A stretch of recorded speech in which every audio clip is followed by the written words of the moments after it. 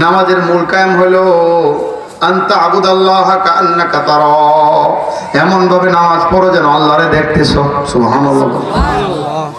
Fine লাম তাকুন তারা ফাইন্নাহু ইয়ারা, যদি আল্লাহকে দেখার মতো তোমার যোগ্যতা না থাকে তবে মনে মনে চিন্তা করো আল্লাহ তোমাকে দেখতেছে। সুবহানাল্লাহ।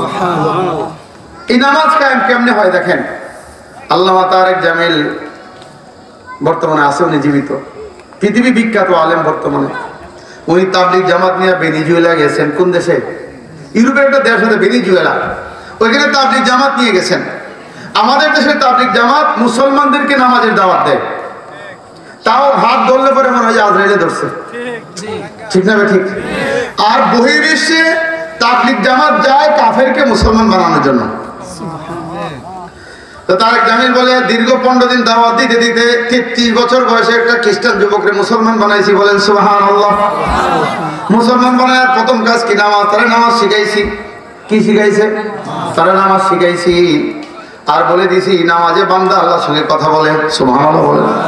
নামাজে বান্দা কার সঙ্গে কথা বলে? হ্যাঁ, আল্লাহর সঙ্গে কথা বলে। বান্দা যখন বলে আলহামদুলিল্লাহি রাব্বিল আলামিন, আল্লাহ বলে হামিদানি আব্দি, আমার বান্দা আমার প্রশংসা করছে। যখন বান্দা যখন বলে আর রহমানির রহিম, তখন মাওলা বলে সাদাকানি আব্দি, আমার বান্দা সত্য কথাই বলছে। যখন বান্দা বলে মালিক ইয়াউমিদ্দিন, রব্বুল আলামিন বলে মাজ্জাদানি আব্দি, আমার বান্দা আমার বড় মর্যাদা বয়ান করছে। এবার যখন বলে ইয়াকা না'বুদু ওয়া ইয়াকা নাস্তাঈন, মালিক বলে হ্যাঁ বন্ধু, অর্ধেক তোমার অর্ধেক আমার। সুবহানাল্লাহ বলবেন না? সুবহানাল্লাহ। এখন যুবকটা নামাজে দাঁড়ায় দিছে আর বলছে বান্দা যখন নামাজে দাঁড়ায় তেলাওয়াত করে আল্লাহ জবাব দেয়। সুবহানাল্লাহ বলবেন না? আল্লাহ জবাব দেয়। এই যুবক নামাজে দাঁড়াইছে। আল্লামা তারেক জামিল বলেন মাগরিবের নামাজের পরে 2 রাকাত সুন্নাত পড়ে, ওই 2 রাকাত সুন্নাত এত লম্বা করে পড়ে আমরা 6 নম্বরে বয়ান করতে পারি না। সুবহানাল্লাহ। মাগরিবের পরে 6 নম্বরে বয়ান আছে না? বলে কি যেন দিদি করে বলে আর কান্দে। 3 দিন পরে যুবকটাকে জিগাইলাম, কিরে যুবক, তুই তো নতুন মুসলমান, তুই কি? তুই তো নতুন মুসলমান, সূরা ফাতিহা ছাড়া কিচ্ছু জানোস না, এত সুন্দর নামাজ কি দিয়া পড়স? যুবক ডাক দিয়ে বলে ইউ আর বাই বর্ন মুসলিম, আপনি তো জন্মগতভাবে মুসলমান, আপনার সাথে মালিকের সম্পর্ক বড় পুরানো, আমি মাত্র 3 দিন হইল মুসলমান হয়েছি। কয়দিন হয়েছে? মাত্র 3 দিন হইল আমি মুসলমান হয়েছি। আপনি যে বললেন নামাজে বান্দা কথা বলে আল্লাহর সঙ্গে, আমি যখন আলহামদুলিল্লাহি রাব্বিল আলামিন পড়ি আমি তখন চুপ হয়ে দেখি আমার মালিকের জবাব দেয় কিনা। আবার বলি আবার বলি আবার বলি।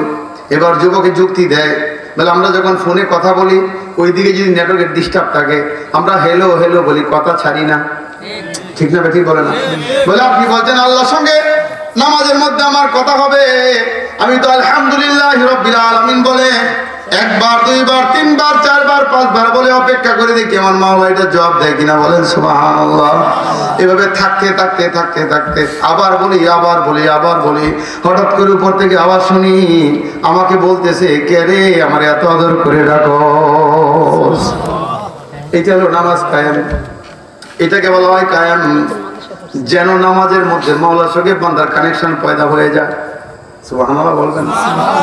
রব্বুল আলামিন ডাক দিয়ে বলে বন্ধু আনা ইনদা আবদি মা তাতাহাররাকাত বি শাফাতা, আমি বান্দার লগে লগে ততক্ষণ থাকি যতক্ষণ তার 2 ঠোঁট আমাকে নিয়ে নড়ে। এখন নামাজের সঙ্গে নামাজের মধ্যে তেলাওয়াত করে বলা ঠোঁট কারে নিয়ে নড়ে?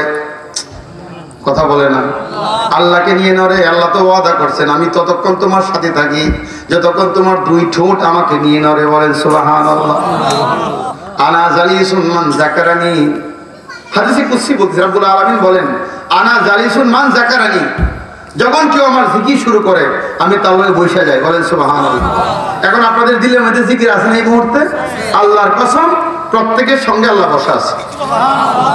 আপনি বলবেন আল্লাহ বসা আছে, দেখি না কেন? আপনি আমি তো দেখি না, যাদের চক্ষু আছে তারা আল্লাহর নূর দেখে, তারা আল্লাহর নূর দেখে। দেখি কি দেখে না?